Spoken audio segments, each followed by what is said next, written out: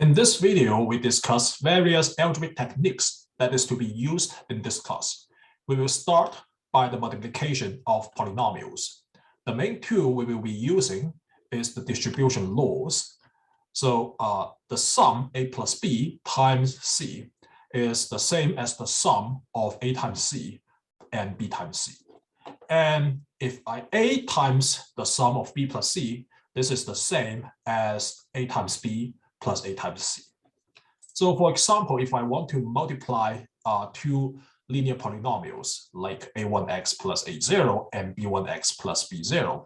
So we will start by using the first law to distribute the second polynomial to each summand in the first polynomial. So what we will get is this guy. So it's going to be the second polynomial multiplied by a1x. So that will be my first term, plus the second polynomial multiplied by the first term, the second term. So that will be the second stuff over here. So then we will further use distribution law, the second one, to distribute each of these guys into the sum. So what I will get is a1x times b1x, which is simply a1 b1x squared, plus a1x times b0, the second term. And the third term is a0 times b1x, and the last term is a0 times b0. Okay, so this is the full expansion. And for polynomials, we normally would like to collect similar terms with the same power of x. So you see that there are two terms that has the power x. So then we will just organize them together in this way. So this is the multiplication of linear polynomials. It is usually helpful to match up terms with the same power of x.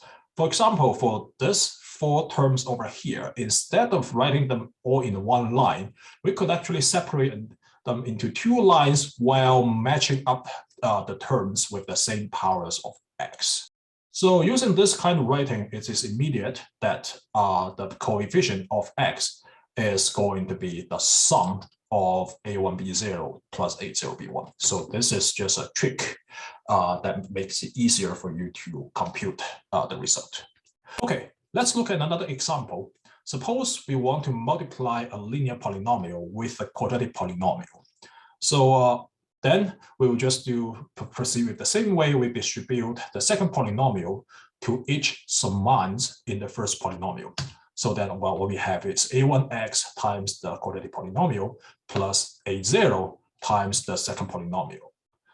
Okay, so then when we are trying to expand these guys, we try to match our terms.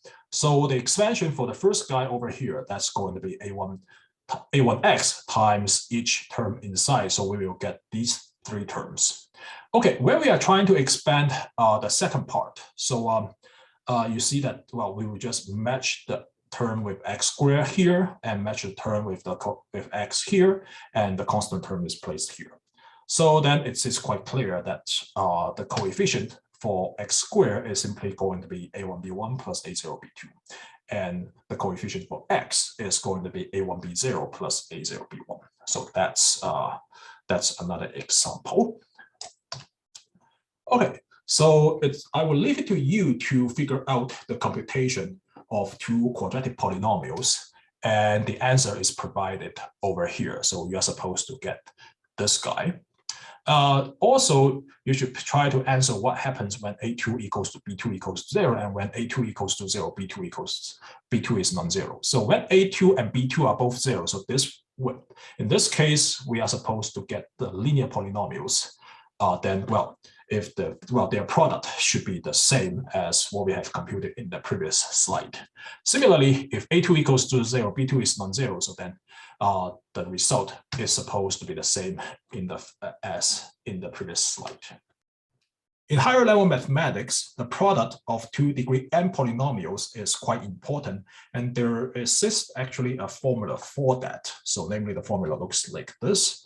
I feel it doesn't hurt to really show you that there is such a formula, although we probably never get a chance to use it. But to succeed in this class, please make sure you can handle the multiplications of the polynomials up to degree 3.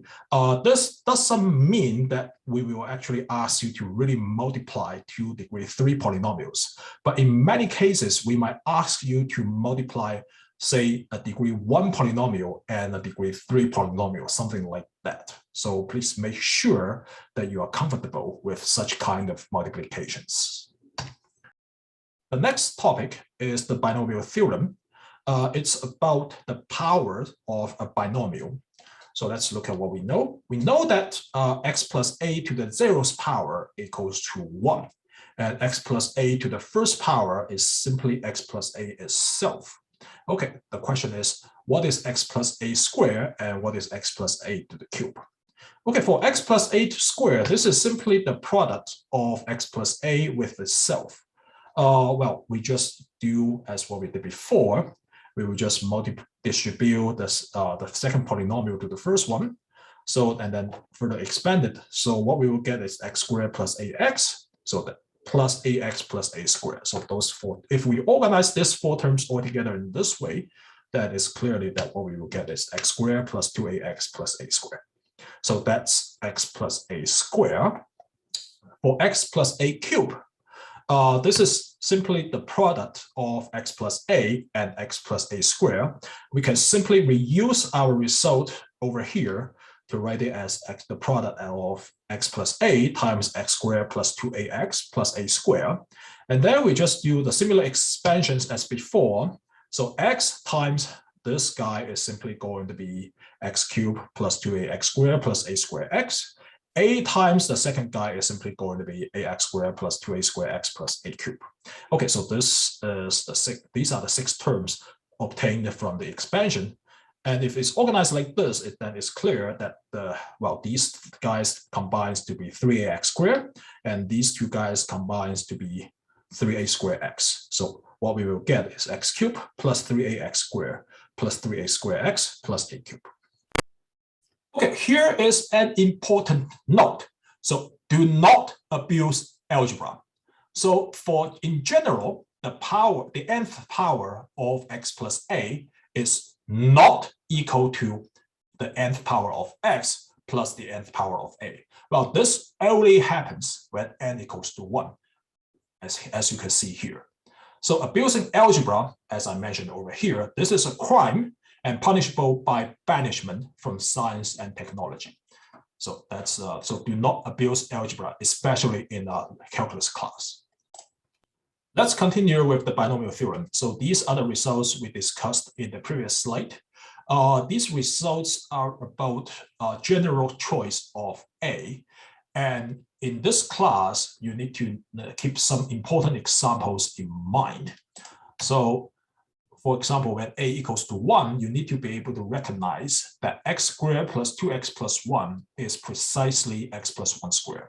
And x cubed plus 3x squared plus 3x plus 1 is precisely x plus 1 cubed. So you need to recognize that the right-hand side is actually complete square and complete cube. Similarly, you need to recognize that if x squared minus 2x plus 1 is precisely x minus 1 squared, and x cubed minus 3x squared plus 3x minus 1 is precisely x minus 1 cubed. So these formulas are simply given by plugging in a equals to 1 and a equals to minus 1. Okay, so these are the first few examples to keep in mind. For a equals to 2, you can also get x plus 2 squared equals to x squared plus 4x plus 4. And if a equals to minus 2, then x minus 2 squared is precisely x squared minus 4x plus 4. But it's more important to recognize that the right-hand side is precisely left-hand side. So this will help a lot when you try to factorize things. Similarly, you need to recognize x squared plus 6x plus 9 as x plus 3 squared, and x squared minus 6x plus 9 is precisely x minus 3 squared. And for x squared plus 8x plus 16 is precisely x plus 4 squared, and x squared minus 8x plus 16 is precisely x minus 4 squared.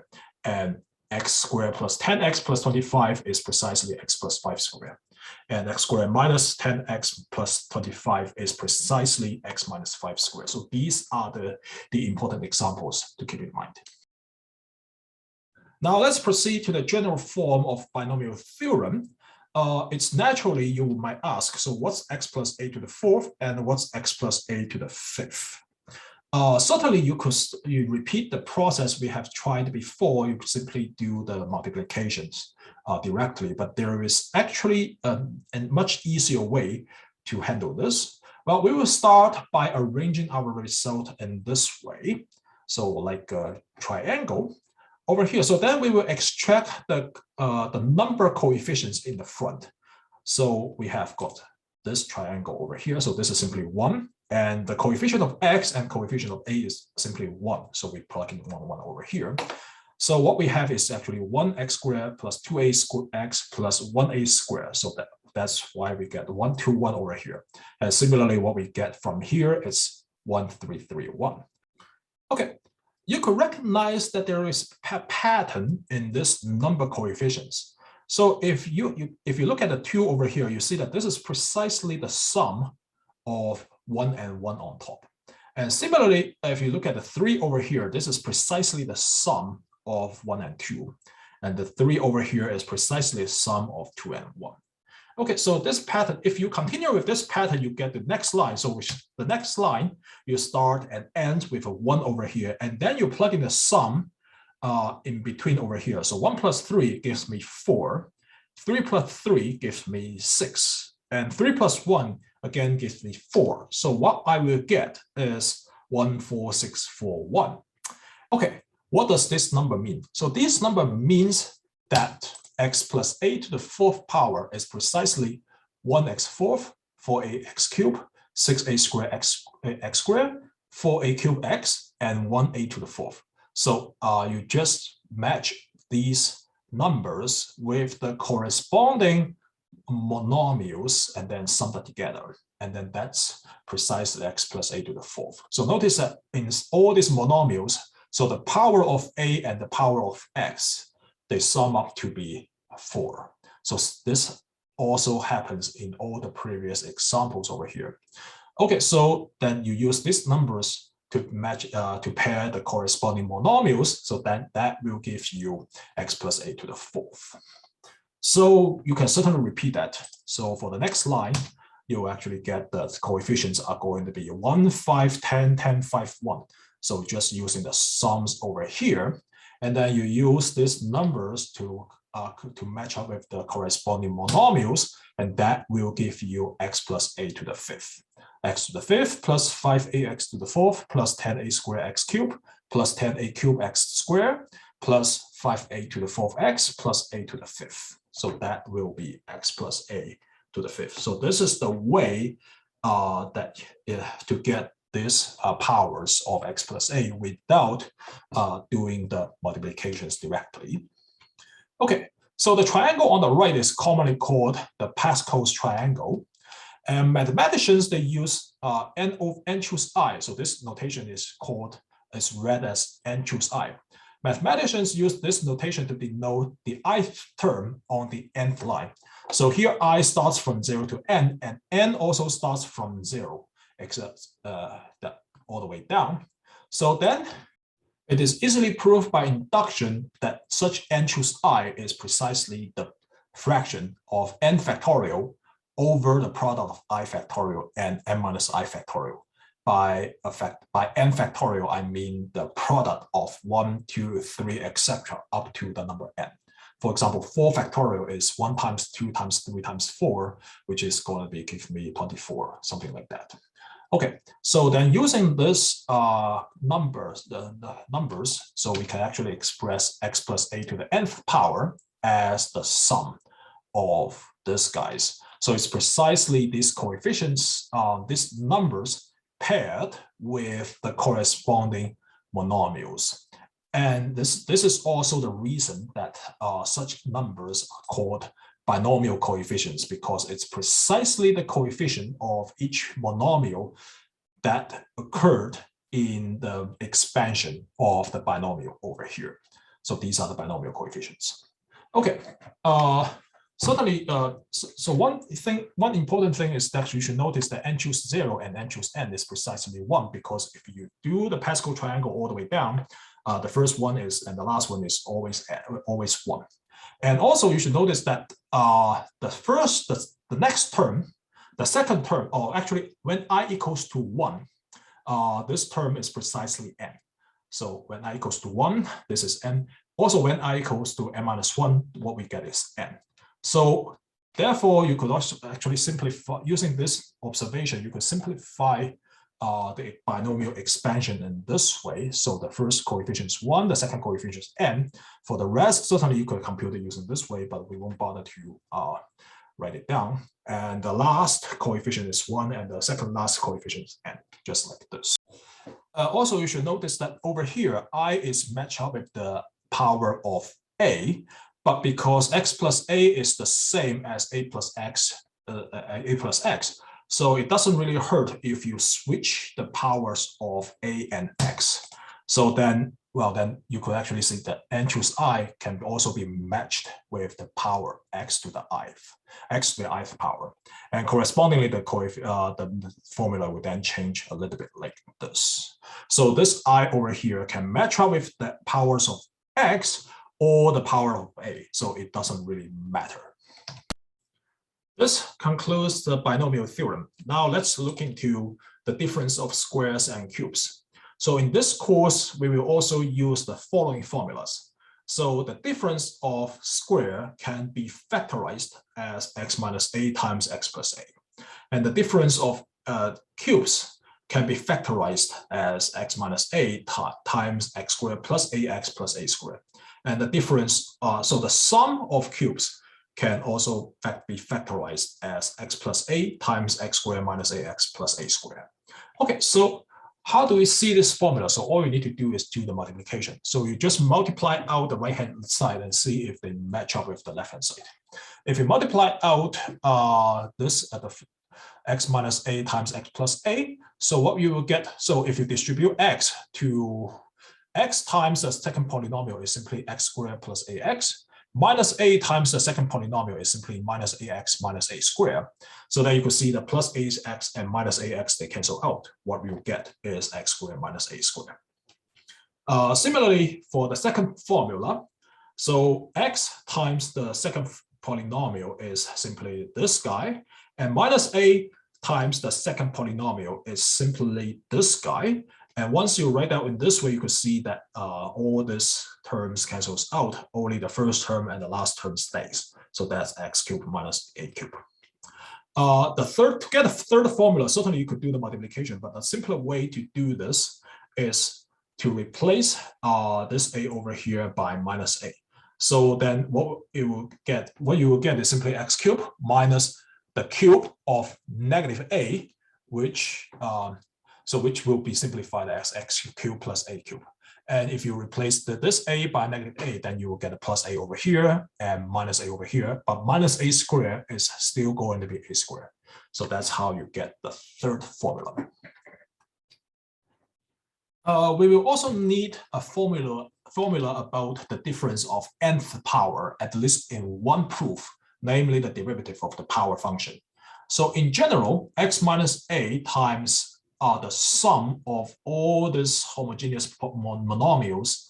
By homogeneous, it simply means the power of a and the power of x, they sum up to be a fixed number. In this case, the sum of the powers is n minus 1. So you collect all these monomials and then you add them all together without with the simple coefficient 1 over here. And let's look at what's the product of this guy with x minus a. So the multiplication by x simply bump up the power of x by 1. So that's what we get over here. So the power of x is all bumped up by 1. Multiplication of a with the second part simply bumps up the power of a by 1. And then with the negative sign in the front, you simply supplement that negative sign into the every term over here. Okay, so but if you arrange everything like this, then you will quickly see that all the intermediate terms cancels out and only the first term and the last term stays. So that's how you get x to the nth power minus a to the nth power. So this is the formula for difference of nth power. So x to the nth power minus a to the nth power can be factorized as the power, as the polynomial, as a product of x minus a times this sum of monomials. So thus we have the formula. If n is odd, then by the substitution a maps to minus a, so you will be able to get a factorization of x to the nth power plus x to the nth power. We probably won't use the formula in this class, but nevertheless, it's good to know. Okay, so the next topic is the factorization. So we will start from the factorizing quadratic polynomials.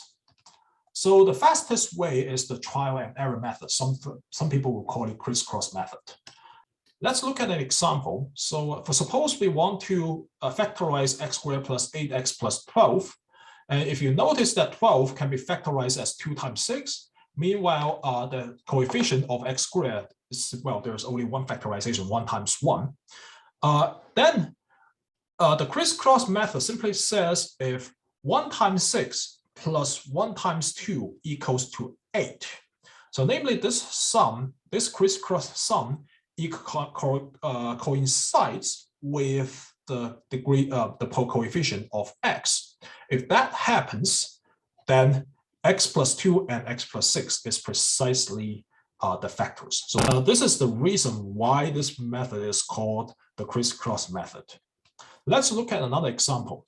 Suppose we want to factorize x squared minus 7x plus 12. So in this case, definitely 2 and the factorization 2 and 6 is not going to make minus 7. However, if we try minus 3 and minus 4, then if you look at the crisscross sum, this will be minus 4 plus minus 3, which is precisely minus 7. Okay, so now we have match up. So then we just read them out our factors from here. So that will be x minus 3 times x minus 4. So that's the second example. Let's look at a few more. So suppose we want to factor out x squared plus 2x minus 15.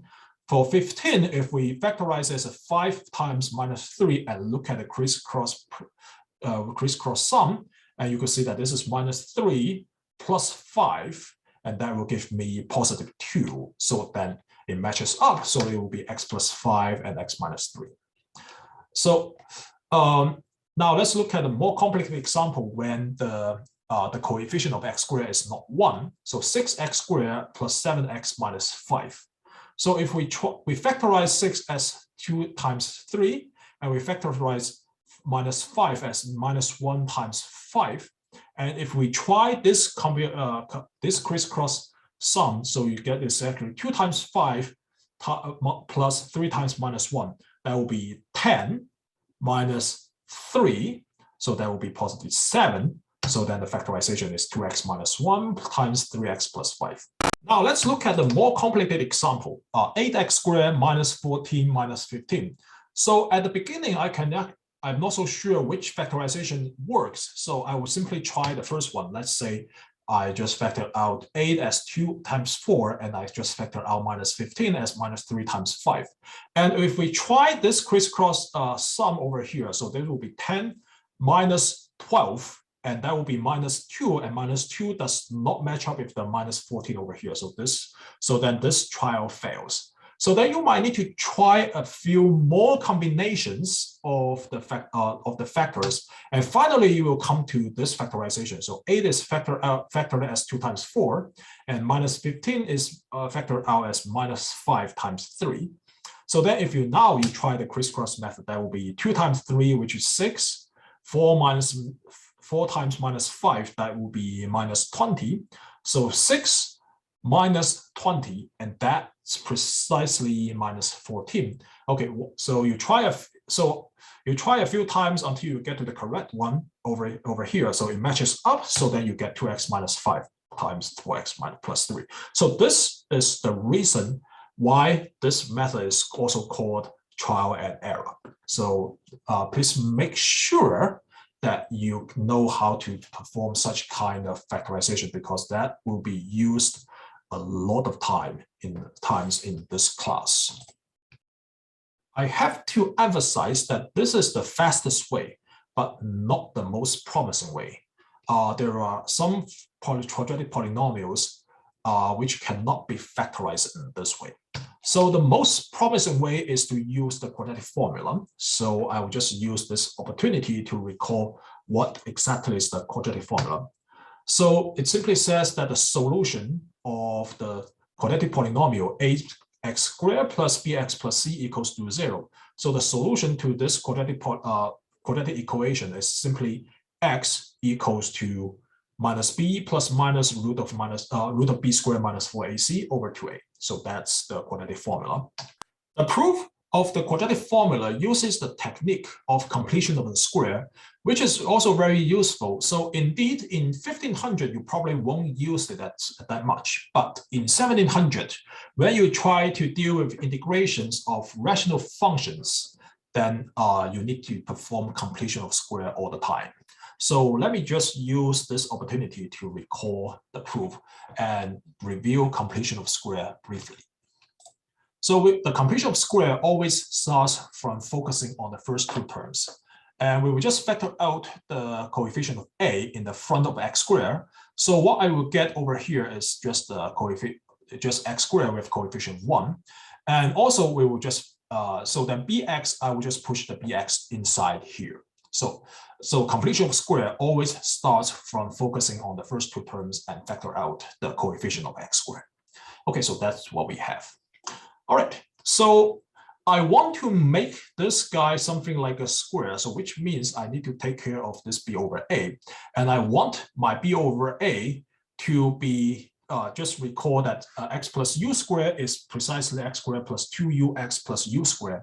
And I want this b over ax to coincide with my 2ux over here. So this means I need to match up 2u with b over a. So the only option I have is to take u equals to b over 2a. So in other words, I need x plus b over 2a squared. So in particular, I need, but then because there's a u squared involved over here. So in order to find the complete square, so I need to plus u squared minus u squared. So this is why I need this whole thing over here. So this way, the first three guys is precisely going to be x plus u squared. Okay, so let's proceed by first kick this guy out of the parenthesis. So then that will be simply, so moving this guy outside the parenthesis, you need to multiply by a. So this is why, this is how this term comes from. Okay, so then the first three terms inside this parenthesis is simply going to be x plus b over 2a squared. So namely my x plus u squared over here. All right, so that's the first three guys.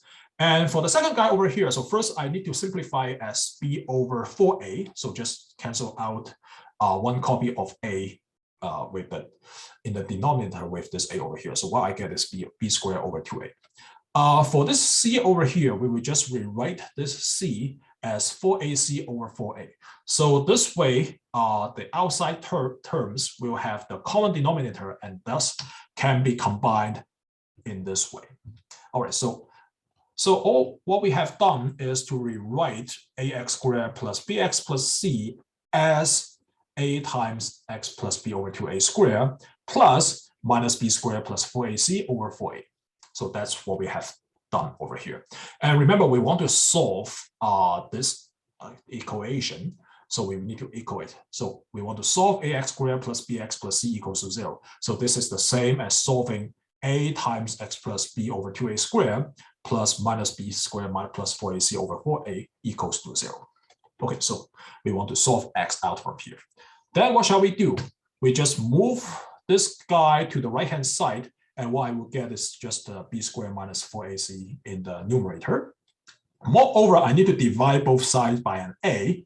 So then after the division, this a simply goes to the denominator over here. So I will get 4a squared over here. So then after this manipulation, we get x plus b over 2a squared is simply going to be b squared minus 4ac over 4a squared. So now you can take square root of both sides. But when you try to take square roots, there is always a plus minus ambiguity over here. So then the right-hand side, you take the square root of the numerator. Well, there's nothing you can do about it, just keep it over here. But the square root of 4a squared is simply going to 2a. And remember, you just need to keep track of the plus minus when you try to take the square root. Okay, so what we get is x plus b over 2a equals to plus minus of this guy. And if you move the b over 2a to the right-hand side, so then this is what I get. But notice that now that the right-hand side, the two terms on the right-hand side has got a common denominator. So you can combine them so as to get our quadratic formula. Okay, so this is the proof of the quadratic formula using completion of a square. Using the quadratic formula, we will be able to get the very general factorization of the quadratic polynomials. So namely, any quadratic polynomial can be factorized as a times x minus the first root times x minus the other root. So you have got two options of solutions for the quadratic equation. Well, you just plug in the two solutions over here, and that's it. So that's the factorization of quadratic polynomials. Certainly, this is a very stupid way to use, especially when the crisscross method works very well. So, for example, if you try x squared minus 4x minus 5, so b equals to minus 4, c equals to minus 5, and a equals to 1. So you just brainlessly plug in all the informations in these formulas, and then you will find that. And then you do the arithmetics to compute all these things, and you get to the point that x is. You simplify everything over here, and finally you get to the point that x minus 4 plus the root of 36 over 2, and x minus 4 minus root of 36 over 2. Okay, but root of 36 is simply 6. So then you further simplify this and do the arithmetic, and finally you get x minus 5 times x plus 1. Okay, so this is, so certainly if you try the crisscross method with the factorizing minus 5 by as the product of minus 5 and 1, then this is directly seen. You don't need to go into all this ugly computation over here. So similarly, for the previous tricky example, you could also plug in all these numbers over here. Well, just keep in mind there's an 8 in the front. So do not forget this guy over here. So it's actually this a is to be multiplied over here, and you plug in a, b, and c accordingly, and you just do the ugly computation over here. And for this, then you will actually get to this kind of radical expression. And if you know that the root of 676 is precisely 26, then you could further simplify it, and then what you will get is a times x minus 40 over 16 times x plus 12 over 16. And if you further, so 40 over 16 is simply 5 over 2 if you divide by an 8. And then because there's a 2 over here, so I can split my 8 over here as 2 times 4. So then the 2 factor will be attached to the first guy. And the second guy is simply 12 over 16 is simply 3 over 4. So I will just use the other factor of 8 for the second guy. So this way you will get 2x minus 5 times 4x plus 3. Okay, so this is the most promising way. So in particular, if you are confused if the crisscross method can work, you can always try this. But just as you have seen, that this is really stupid and involves a lot of computations. But let's look at the next example. So for this example, so if you try the crisscross method, you will see that, well, there seems to be no way that you will be able to match up the crisscross sum with the coefficient of x. And indeed, this can be seen from the quadratic formula. So that's why I still need to mention this way. So if you plug in all the numbers, a equals to 2, b equals to 6, and c equals to minus 3, so you get this ugly guy, and you simplify a little bit, you see that this is minus 6 plus root of 60, and minus root of 6 minus root of 60, or the denominator is 4. So if you further simplify, you will see that this is minus 3 plus root of 15 and minus 3 minus root of 15. So there is no way that the crisscross method can help you to factor minus 3 as something like this. So this is precisely the case when the crisscross method fails. So to summarize, so the crisscross method fails when the roots involve the irreducible radical. So this is a very general fact. So if you attempt the crisscross method too many times and still cannot get a factorization, then the quadratic formula here is to help.